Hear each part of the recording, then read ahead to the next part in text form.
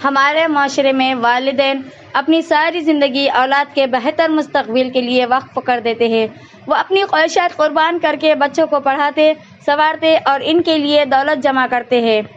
لیکن افسوسناک پہلو یہ ہے کہ بڑھاپے میں جب والدین کو سہارا اور محبت کی جب سب سے زیادہ ضرورت ہوتی ہے، بعض اولاد جائیداد پر قبضہ کر کے انہیں تنہا یار و مددگار چھوڑ دیتے ہیں۔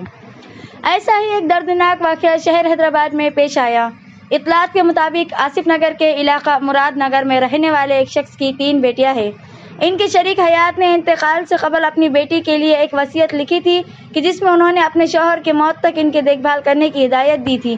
چند ماہ سے بیٹی اپنے والد کی دیکھ بھال میں کوتاہی برت رہی تھی، جس پر انہوں نے parents and senior citizen act 2007 کے تحت کلکٹریٹ سے چند ماہ قبل شکایت کی اور 2023 میں تلنگانہ ہائی کورٹ میں بھی درخواست دائر کی تھی۔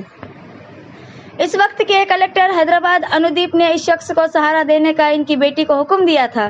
باوجود اس کے بیٹی نے اپنے باپ کو گھر میں داخل ہونے کی اجازت نہیں دے رہی تھی، جس پر وہ دوبارہ کلکٹر سے رجوع ہوئے۔ موجودہ کلکٹر نے حیدرآباد ہری چندانا نے آصف نگر کی تحصیلدار جیوتی کو ہدایت دی کہ وہ گھر بزرگ شہری کو مکان حوالے کر دے۔ تحصیلدار پولیس کے ساتھ گھر کو پہنچی۔ بیٹی نے تقریباً 3 گھنٹوں تک بحث کی۔ بعد ازاں قفل توڑتے ہوئے گھر اس شخص کے حوالے کر دیا گیا، جس پر بزرگ شخص نے عہدیداروں سے اظہار تشکر کیا۔ یہ واقعہ معاشرتی زوال اور والدین کی خدمت سے غفلت کے رجحان پر ایک سنگین سوالیہ نشان ہے۔ اسلامی تعلیمات اور اخلاقی اقدار میں والدین کی خدمت کو سب سے بڑی نیکی قرار دیا گیا ہے۔ جائیداد اور دولت عارضی ہے، لیکن والدین کی دعائیں ہی انسان کی اصل دولت ہے۔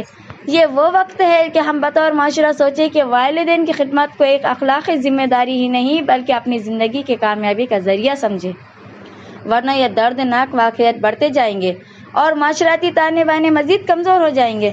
جائیداد اور دولت ختم ہو جاتی ہے، والدین کی دعائیں ہمیشہ باقی رہتی ہے۔